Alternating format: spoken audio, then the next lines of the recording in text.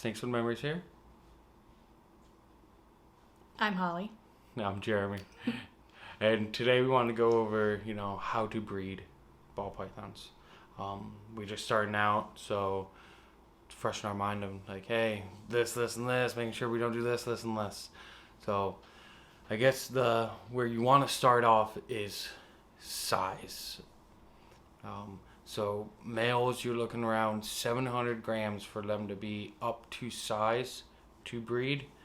Obviously, you're not trying to rush them, get there, but that is the about average weight of a breeder male. And then on the female side, honestly, everybody goes around about 1,500 grams for a female. So yeah, those are just the sizes you want to get to, and they might not even breed at those sizes, but they might be a little bit later. But that is the size that you are looking for to get to, is the 700 for the male and 1,500 for the female. Speaking of sizes, I'll just show you a male right now.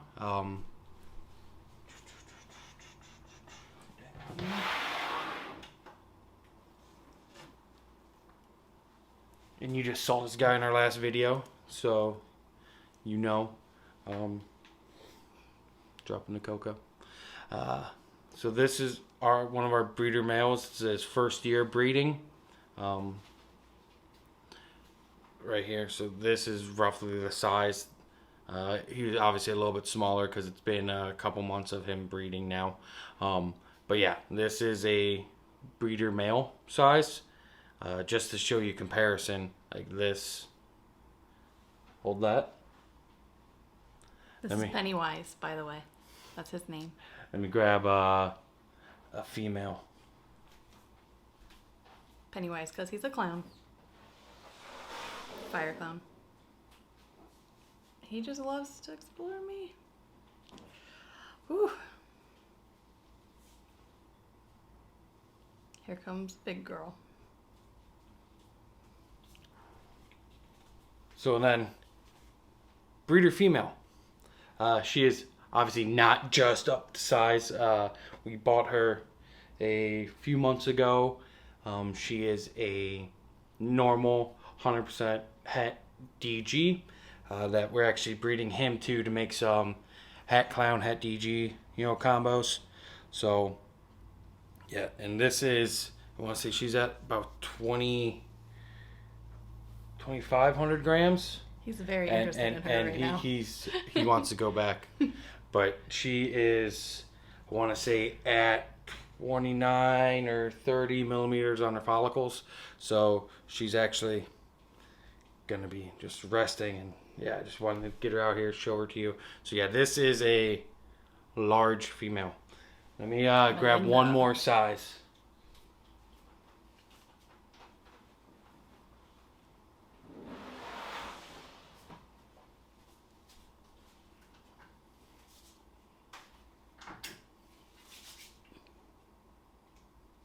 He is so cool. But did you see that? He was like, he recognized her. He was interested. Like, I remember you, girl. What's up? And here comes. I don't remember her name. And then here's this is a first year breeder for us. She is at 1,500 grams now. So we're going to start monitoring her size and follicles. And then we're going to, if she starts producing follicles, we will start breeding her this year. But yeah, she is a yellow belly, spider, fire, mystic. Ooh. And she's going to go to Twisted, our GHI Mojave. Maybe get us some mystic potions, some GHI Mojave yellow bellies. Those things, I like those things a lot. But yeah, so this right here would be a size of a ready to go first year female. And wants to be all kinds of shy right now. But yeah, this right here, It's about 1,500 grams. Right. I'm going to put Pennywise back now. So now that you know sizes, here's where you might not know things.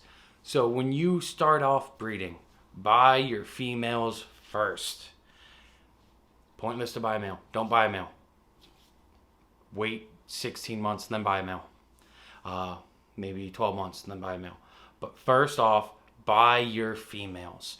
You need to, females, obviously you saw, need to be bigger than the males. So it's going to take them twice as long to get ready to go as a male. So that first year, year and a half, you're buying your females, you're building them up. And then you can go out looking for your males. Because then after that, about 12 months, your male's ready to go. Your female's ready to go after that because it's been about 2-3 years. They're ready to breed. That is key. Always get your females first. Also, when you're getting your females, the females are obviously, if you're into recessive projects, you want visuals. Visuals are very key, but hets, you want those in your females if you're going to get a het anything. Do not put your hets into your males. It's pointless. Save that money. Put it into a visual male. Obviously, if you triple hets, quad hets, you're not going to be able to probably get a male. So obviously, if you're going to be going down that road, hets is probably the only way to go. But like you're looking at like a DG clown, buy a male DG clown. Buy female. You honestly at this point you can get a female. Try to go for like maybe a DG het clown or a clown het DG, or ultra male pied, ultra male het pied het ultra male in your females. That is very important, is to know where to put your hets and where to put your visuals. It just, nobody ever told us this starting off. After we got into it and started doing it a little bit, we were told how to do things. So we just want to pass that information on to you. That's why when we started out, we bought a lot of everything, but we bought a lot of everything in females. So it was a good problem, I guess, to have. We got lucky. Yeah.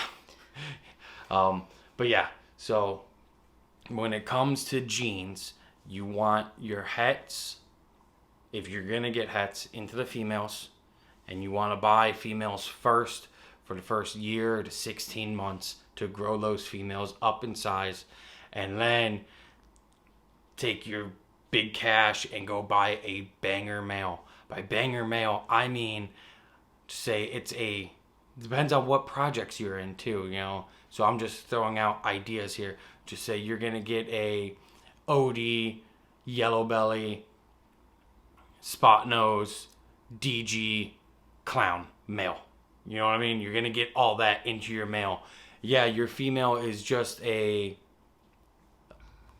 normal double hat DG clown, but you have that banger male that is going to be able to go to your other things. And then later on, you can put him to other projects too. But that's the key, is just getting a good male to go to everything else. That's full of genetics. Yes. More genes, the better, I guess. Depends. Honestly, sometimes you're going to get a lot of genes in there. You're going to be like, I don't know. But other than that, having a big gene male is a good thing. So when it comes to breeding, another good tip is having a 1.4 ratio. So if you don't know what a 1.4 or 1.1 or 0.1 is, that's what I'm here to tell you right now. So on a 1.1, 1.1, the first one will be a male, and then 0.1 will be a female. So when you go into breeding, you don't want to have a 1-1 to everything, one male to one female. You want to have multiple females for that one male. So that's why like a 1.4 is ideal, because when it comes to breeding, you can breed that male once a week to a different female once a month. So every 4 weeks you can get a new lock with that male. It's all about the ratio. You don't want to overbreed your male because you will breed him to death. It's possible. Yeah. Oh, it's Don't definitely do that. possible. But yeah, that's also what we're trying to teach you here. So the 1.4 is just the ideal thing to go with. So now that you got your males and your females, they're up to size, what are you looking for? Follicle growth. And this is where having an ultrasound makes it easier, because if you don't have an ultrasound, guess what you're doing? You're just putting it in there. Oh, I think it's ready to go. I think it's ready to go. Yes, you can be looking for your female going to the cool side. Usually when your female is just hovering around the cool side, wrapping around the bowl, that's usually typically signs of follicle growth. But not always. Sometimes it's just hot and it wants to get over there. But having an ultrasound helps with that. Like, oh, hey, my female is on the cool side right now. I can ultrasound her. Hey, she's got follicles at 12 mil. Oh, cool. She's building. Next week or two, you ultrasound her again. Oh, cool. She's at 14, 15 millimeters. Awesome. I'm going to have to start putting my male in there. The ultrasound takes the guesswork out of it. You're able to see. You know what's going on because you can literally see what is going on. Yeah. It's a game changer. It is. Because if you don't have one, this is when you're going to come into, okay, I think it's ready to go. Oh, everybody breeds November to March or April or whatever. I breed year round. I have a couple clutches, as you saw that female, about one girl about to own a prelay shed, and then another one still building. So it's just year round with the ultrasound versus guesswork without an ultrasound. That's just the differences there. So yeah. So you started your breeding process. You have everything going. Your female is building follicles. Now you're starting the pairing process, and then you see that visual lock. It can last anywhere from, an hour or two up to like 2 to 3 days of that male just being locked with that female. When you say lock, what do you mean by lock? Well, it's weird. I wish I had a visual aid for this one. But it's the male will wrap his tail around the female, vent to vent, and, just lock. Okay. Hemipenes will be happening. Okay, we don't have to go that far. Just you their tails are wrapped around each other. Oh, okay. Moving on. So yeah, that's a lock, and usually let them be. Don't mess with them. Obviously, you see that lock. You want to see visual locks just so you can write it down in notes or Husbandry.pro or wherever you keep your records. That's just a good way of keeping track of who's breeding. Comment down below how you keep your records. We use Husbandry.pro. What do you guys use? So you got your visual locks, and then it's the cycling of, hey, you need to pair them a few times, 3 times over a period of time, not 3 weeks in a row of 3 constant locks. That's not gonna work. No, it's a waste. Yes. So that's why you want to cycle out your males once a week. Goes into one tub, take it out, feed it, let it chill for a couple days, put it into another tub, a different female. And then it's like a cycle. So you do that for a month, and then after 3 months, theoretically, follicles should have been building, should be at about the 29 to 31 millimeter mark, and means no more pairings gonna be needed, and time to wait for eggs. Yeah. So yeah, that is what happens. But you can have reabsorption. She can reabsorb her follicles. Again, on an ultrasound. It can happen. It's going to happen. Yeah, it'll happen. Happens not all the time, but it does happen.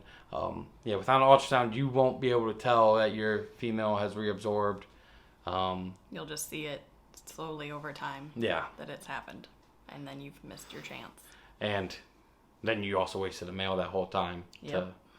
To that female that just wasn't even doing anything. It was just laying there like They a dead fish. Freaky with no reward. Yeah. So then also when it comes to like the waste energy thing, the overbreeding, if you breed your male constantly, he can die. Like, I don't care, happy-go-lucky snake, eating constantly, but breeding every day of every second, it will kill him. Yeah. That's why you have to, know when to do it and how to do it, and have a good schedule of breeding, because with anything, like, overdoing is a bad thing, and it could do more harm than good. So that's why you just always want to, maintain, a nice spreadsheet or something to just keep track of what you're doing. So now that you have your locks over with, the next step is going to be the ovulation. When you see your female, just look like she just ate a pop bottle down at her midsection, you know what I mean? Like, it looks, and she hasn't eaten in a month, but it just looks like she swallowed a 2-liter.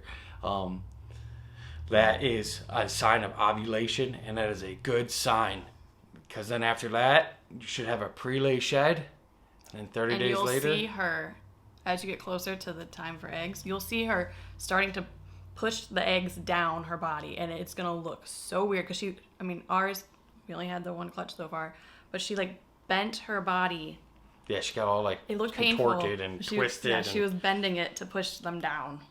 Also, another sign is she'll be on her hot spot, and depending on your substrate, whatever you're using, we use cocoa, but paper, it's gonna be different. But on ours, she'll actually kind of push out all the substrate around her. Yep. And get directly flat on the tub, and coil up and get ready to pop out those eggs, and she'll just be sitting there, and then you can see just the eggs starting to move down closer to the tail starting to get fatter and fatter. Mm-hmm. And then one day she's just gonna have that tail tucked up under her, and then theoretically at a couple days after that, open up the tub, then you're like, some pearly whites in there. Yep, it's always a good sign. Exciting.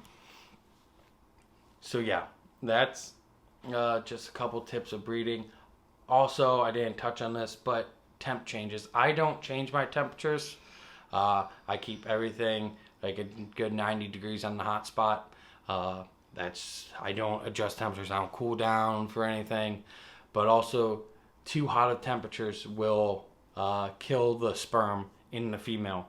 So that's why you gotta make sure you're maintaining your proper temperatures in your enclosure or tub, just so if you are breeding, you're not doing damage by killing all the sperm inside your female and just slugging out your female. Anything else, Holly, you can think of? Feeding. You females usually eat a little bit heavier once they start, building follicles. They want to eat more and more. Then they stop. And then, at 29 millimeters, 31 millimeters, we stop feeding, period. Because they're not going to eat it anyways. Yeah, for the most part, they'll just refuse the food anyway. Yeah. But it's just a waste of time to put it in there, because once they're at that size, they're trying to eat something and be full at the same time. It's just gonna be way more make the snake uncomfortable. So that's just they're gonna go off food. They're just gonna but before that they're gonna be hungry. Yes.